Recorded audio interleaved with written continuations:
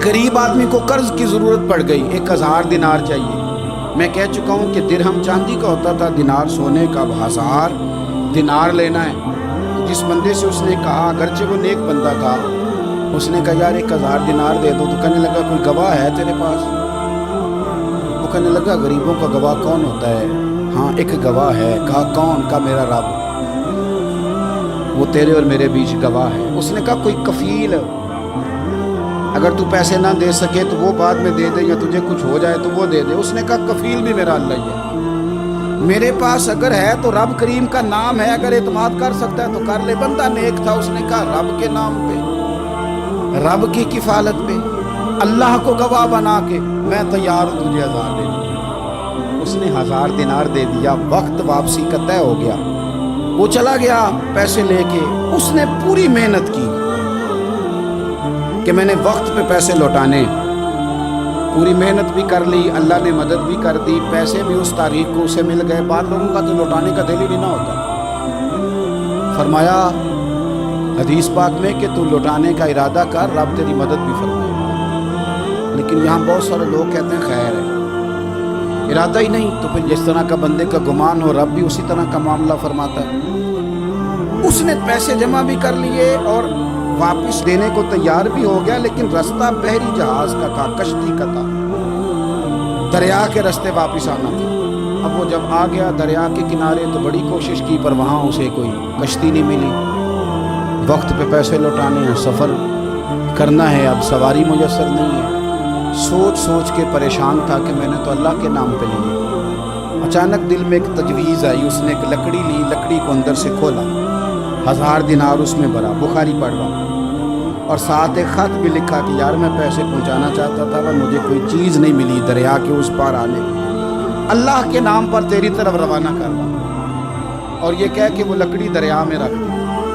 لکڑی ڈوب گئی ہے، واپس آ گیا۔ وہ جس نے پیسے لینے تھے وہ عین مقررہ وقت پر دریا کنارے آیا۔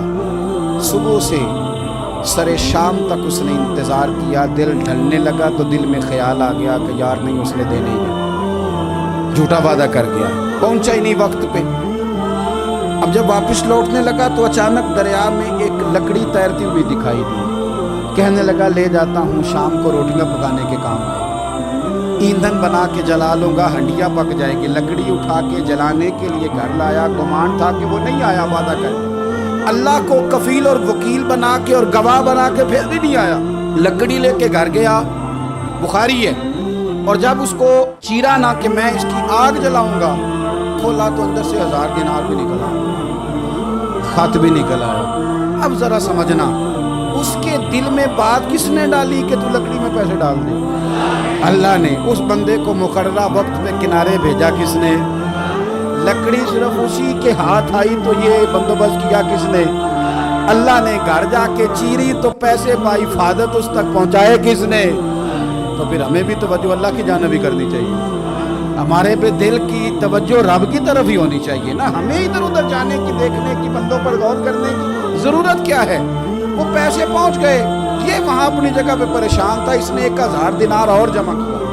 پھر دوبارہ ایک دن دریا کنارے آیا، کشتی مل گئی، بیٹھ کے اپنے اس بھائی کے پاس آیا، کہنے لگا دیکھنا مجھ پر بدگمان نہ ہونا، پیسے اس تاریخ کو بھی جمع کر لیے۔ دریا پہ آیا تھا پر کشتی نہیں ملی تھی، پھر میں نے نا لکڑی میں ڈال کے خط ڈال کے تیری طرف بھیج بھی دیے تھے، لیکن آج میں پھر لے کے آ گیا ہوں۔ وہ کہنے لگا خوش ہو جا، جس رب کو تو نے میرا اور اپنا گواہ بنایا تھا اس رب نے میرے تک پہنچا بھی دیے ہیں۔